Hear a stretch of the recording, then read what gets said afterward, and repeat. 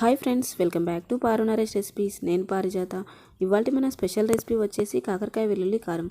ఇది చాలా బాగుంటుందండి. ఒకసారి ఎలా చేయాలో చూపిస్తాను, చూసేయండి.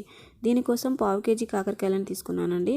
ఇక్కడ నేను వైట్ కలర్ వాడుతున్నాను, మీరు కావాలంటే గ్రీన్ అయినా వాడుకోవచ్చు.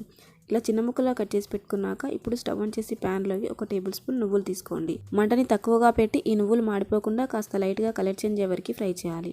అలాగే ఇందులోకి 1 టీ స్పూన్ ధనియాలు, 1/2 టీ స్పూన్ జీలకర్ర వేసి ఫ్రై చేయండి. ఇవన్నీ ఇలా బాగా ఫ్రై అయ్యాక ఒక గిన్నెలోకి తీసుకొని పక్కన పెట్టేసుకుందాం. ఇప్పుడు అదే ప్యాన్లోకి ఒక 7-8 ఎండుమిరపకాయలు తీసుకోండి.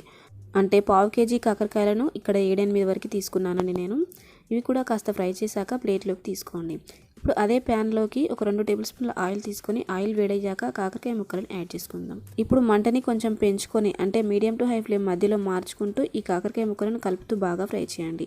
ఇవి ఒక పక్కన ఫ్రై అవుతుండగా మరో పక్కన చిన్న మిక్సీ గిన్నెలోకి మనం ఇందాక ఫ్రై చేసుకున్న దినుసులను యాడ్ చేసుకుందాం.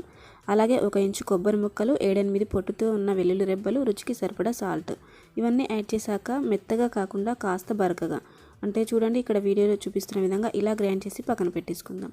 చూడండి మరో పక్కన కూడా కాకరకాయలు ఇలా ఆల్మోస్ట్ ఫ్రై అయి ఉంటాయి. ఇప్పుడు ఇలా ఫ్రై అయిన ఈ కాకరకాయల్లోకి మనం గ్రైండ్ చేసుకున్న ఈ పౌడర్ని యాడ్ చేయండి. ఇలా మొత్తం యాడ్ చేశాక మంటని లో ఫ్లేమ్లో పెట్టి కలుపుతూ ఒక 2-3 నిమిషాలు ఇలాగే ఫ్రై చేయండి. దీనివలన ఈ పొడి కాకరకాయ ముక్కలకు చక్కగా పడుతుందన్నమాట. అంతే. ఇప్పుడు స్టవ్ ఆఫ్ చేసేసి వేడివేడిగా సర్వ్ చేసుకోవడమే.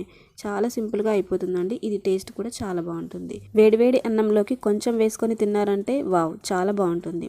అయితే ఇక్కడ నేను ఎండుమిరపకాయలు వేసి చేశాను కదా, మీరు కావాలంటే ఎండుమిరపకాయల ప్లేస్లో కారమైనా వాడుకోవచ్చు. ఈ వీడియో నచ్చితే లైక్ చేసి మీ ఫ్రెండ్స్కి షేర్ చేయండి. మీరు ఓసారి ఇంట్లో ఇదే ప్రాసెస్లో ట్రై చేసి మీకు ఎలా వచ్చింది అనే ఫీడ్బ్యాక్ని కామెంట్లో షేర్ చేయగలరు.